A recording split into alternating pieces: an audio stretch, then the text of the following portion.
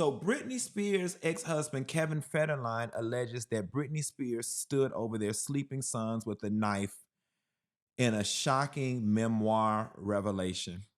Um, the first thing that comes to my mind when we talk about Britney Spears is what more do y'all want from that girl? What more? What more? Like at this point, I don't respect Kevin Federline as a man. We go back to a man is supposed to protect and provide. And part of protecting that woman is protecting her offspring. It saddens me that it means more to Kevin Federline to collect and extort money out of Britney Spears than it does to protect whatever relationship and potential future relationship that his children could have with their mother. What happened to the rules of the street? Like, what happened to me and your mama getting a divorce, but I'm never gonna say nothing bad about your mama or your daddy in front of you? Okay. Listen, it goes without saying Britney Spears is batshit crazy.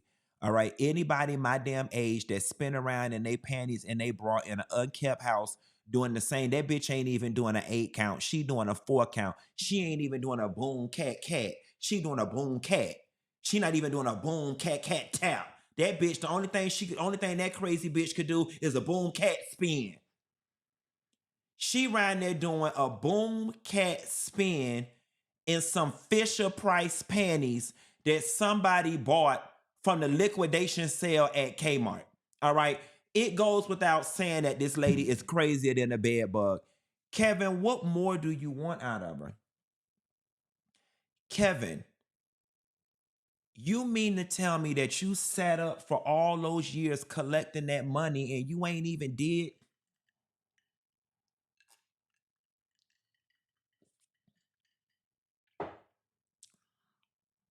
Let me explain something to y'all. Let me explain something to y'all.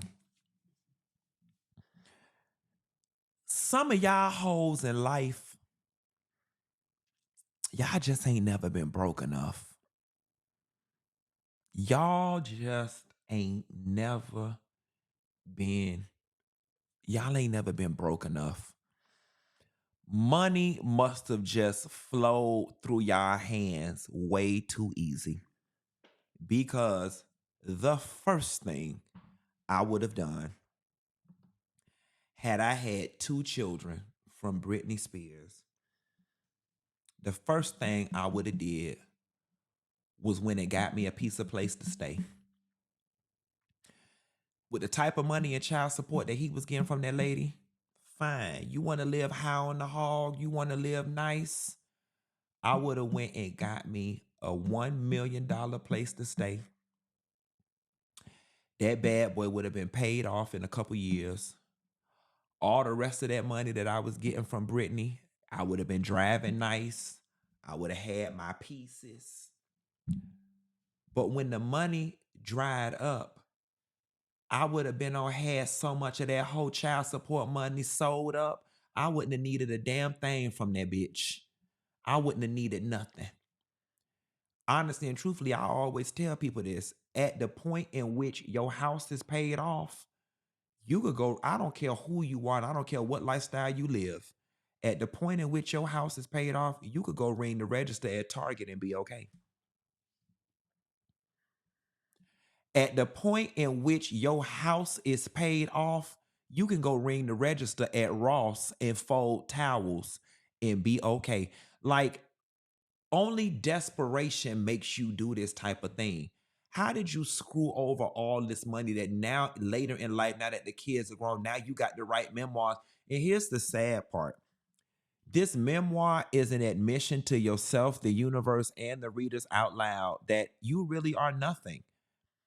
That it has to be a very humbling feeling to know that you cannot go out on the open market and make a single dime using your name, that you got to leverage a relationship from damn 20 years ago. Like Kevin Federline, Nobody cares what you have to say about a relationship that ended with Britney Spears 15, 17, 18 damn years ago.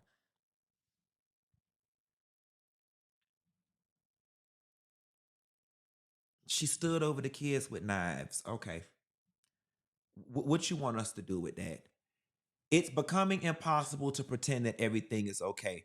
From where I sit, the clock is ticking, and we're getting close to the 11th hour, Federline writes. Something bad is going to happen if things don't change, and my biggest fear is that our sons will be left holding the pieces, Federline claims. His son, Sean Preston, 20, and James, 19, sometimes woke up in the night to find their mother standing in the doorway with a knife, watching them sleep. Okay, Kevin, we need some more information.